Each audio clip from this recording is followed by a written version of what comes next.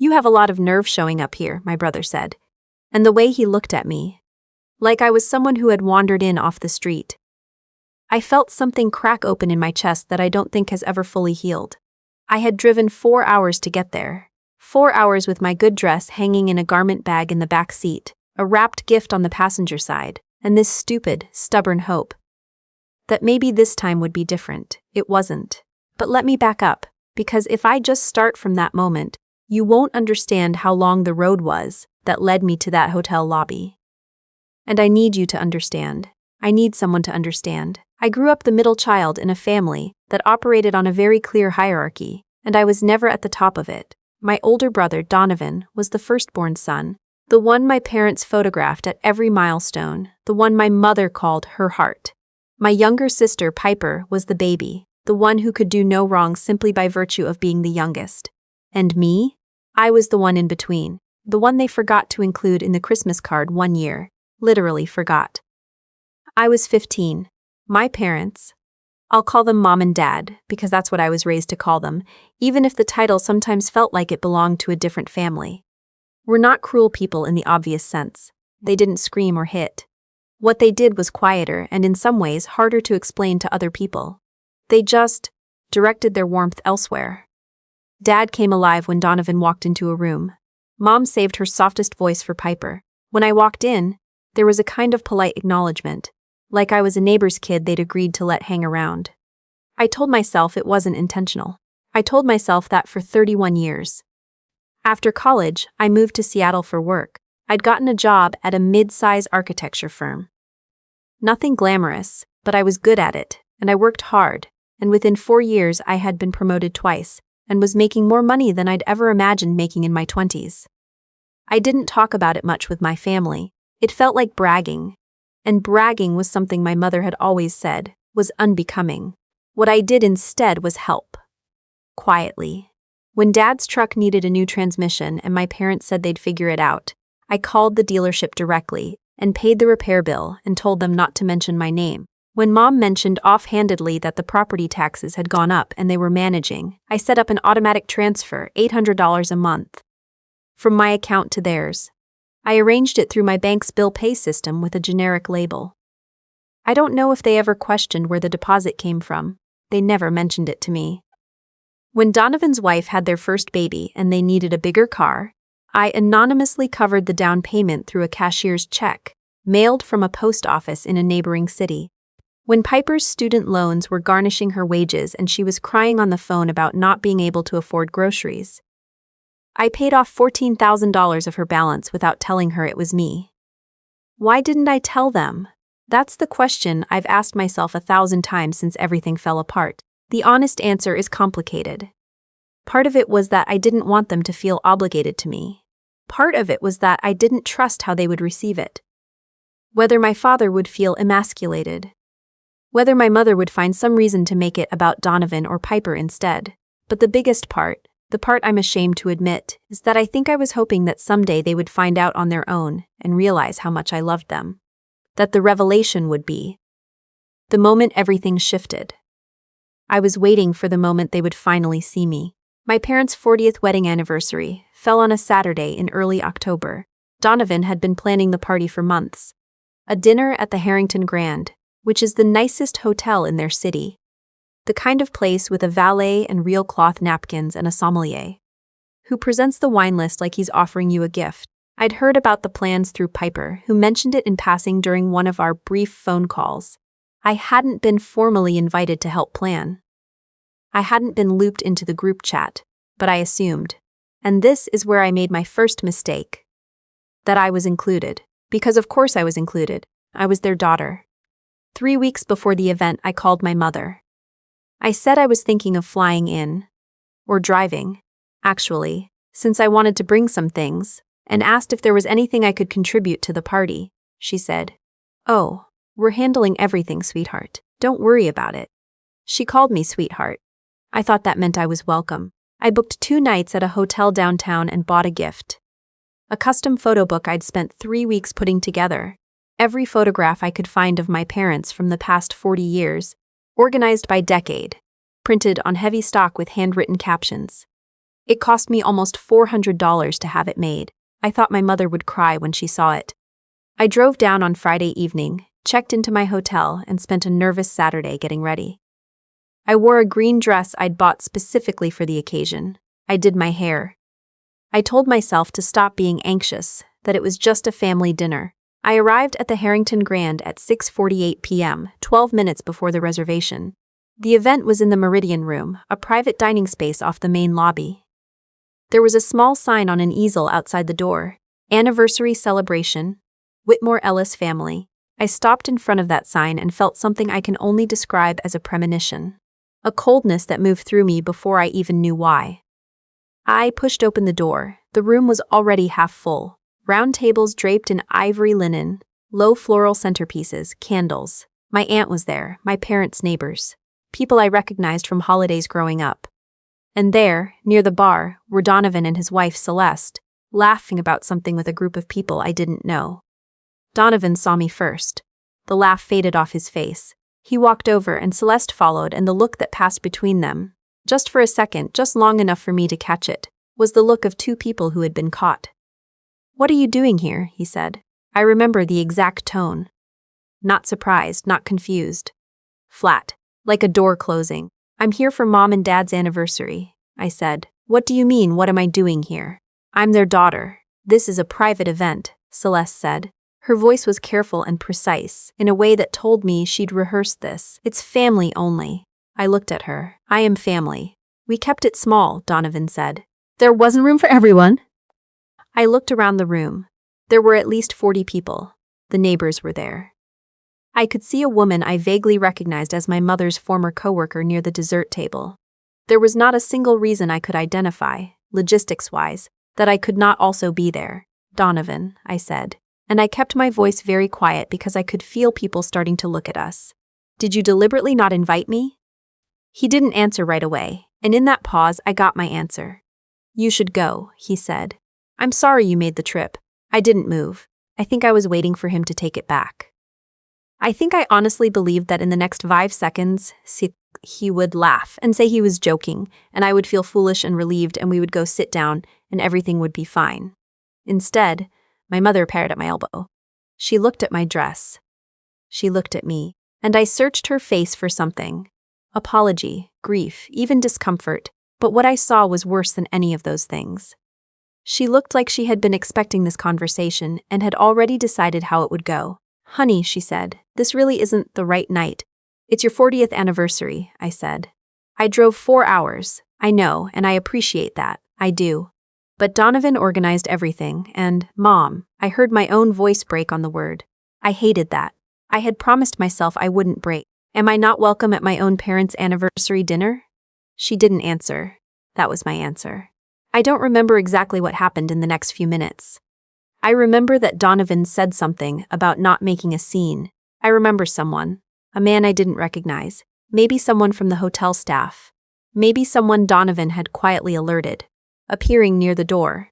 I remember walking back through the lobby with my gift tucked under my arm and my heels, clicking on the marble floor, and the valet outside asking if I needed my car. I said yes. I sat in the parking garage for a while. I'm not going to tell you I didn't cry, because I did, and I'm not ashamed of it, but I will tell you that the crying didn't last as long as I expected. What replaced it was something colder and much more focused. I thought about the $800 a month I had been depositing into my parents' account for almost 3 years. I did the math in the dark of that parking garage. 34 months, $27,200. I thought about my father's truck. I thought about Piper's student loans. I thought about Donovan's down payment. I thought about the photo book on the seat beside me. All those decades of my family's life that I had spent weeks collecting and organizing and labeling. This gift I had made with my own hands for people who had just had me quietly escorted from their anniversary party. I took out my phone. I opened my banking app. I canceled the automatic transfer to my parents' account.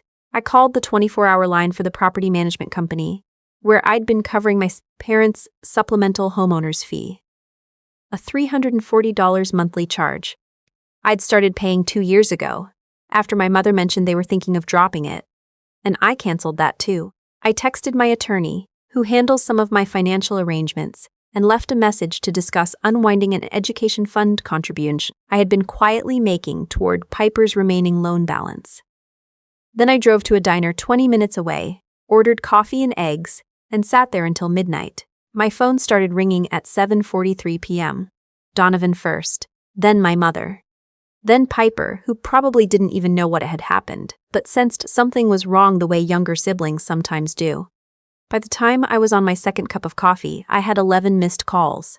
By the time I drove back to my hotel, it was 19. I did not answer any of them. I slept surprisingly well that night. I drove home Sunday morning and spent the next 3 days in a kind of quiet that felt, for the first time in years, like peace. I went to work. I came home. I cooked dinner and watched something forgettable on TV. I didn't call anyone. On Wednesday evening, there was a knock at my apartment door. I looked through the peephole and saw Sir standing in the hallway with her coat still on, like she'd come straight from somewhere without stopping to think it through, which was, honestly, very Piper. I opened the door. "Hey," she said. "Hey," I said. She looked like she hadn't slept well. She came inside and stood in my living room looking at things without really seeing them, the way people do when they're building up to saying something difficult. "I didn't know you weren't invited," she said finally. "I want you to know that. I didn't know. I thought you just weren't coming." I believed her. Piper and I had never been close in the way that some sisters are, but she had never been unkind to me. She just hadn't ever been particularly present either. "Okay," I said. "Mom is really upset." I looked at her. "About what, exactly?" She shifted her weight. "The payments stopped, the account, and apparently there was something with the homeowner's fee, and she said something about Donovan's. I don't know all the details, I just know that there's a lot of them," she trailed off. "Financial stuff." "Yes," I said. "There is." Piper looked at me for a long moment. "Were you the one paying all that?" "Yes." She blinked. "For how long?" "Depends on which thing." "Why didn't you tell anyone?" I sat down on my couch because suddenly I was very tired. I've been asking myself that same question a lot lately. She stood there for a moment, and I could see her processing it. The amounts, the years, the secrecy of it, and something moved across her face that might have been the beginning of understanding. "She wants to call you," Piper said. "She has my number. She wants you to call her." "I know. I got 19 missed calls." Piper sat down in the chair across from me. Neither of us said anything for a minute. "Do you know why I wasn't invited?" I asked. She was quiet for too long. I think Donovan said something about the guest list being tight." "Oh, there were 40 people there, Piper." She closed her eyes briefly. "I know. Did you know Mom had the same look on her face when she told me to leave?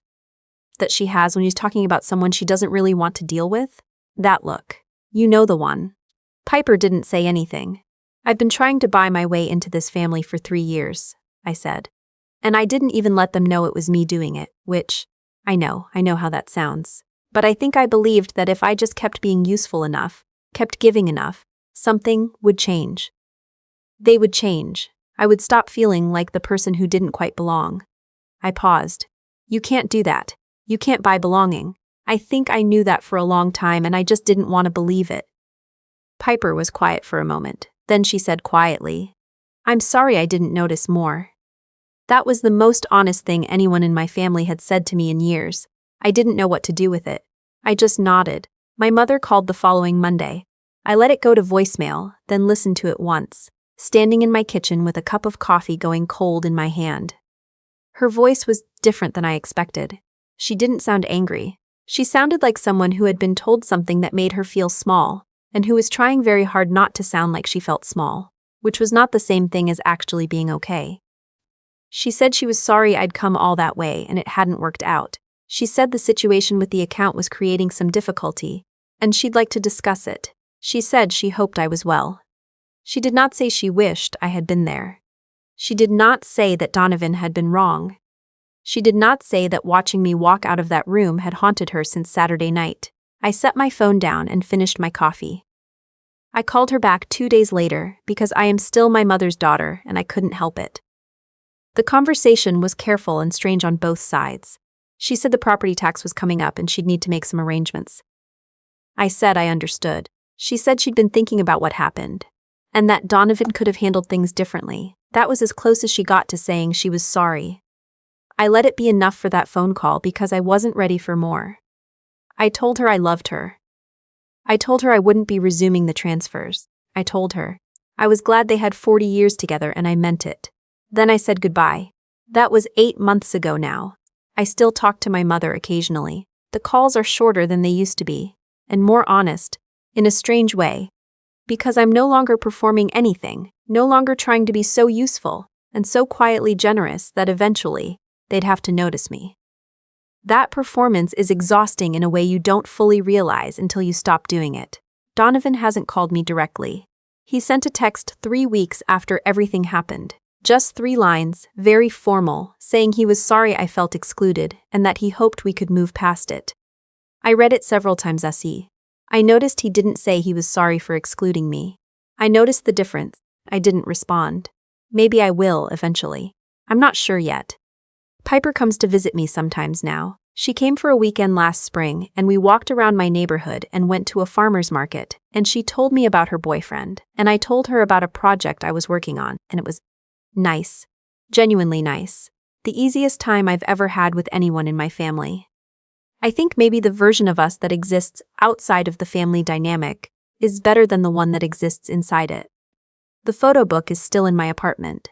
I keep meaning to do something with it, and I never do.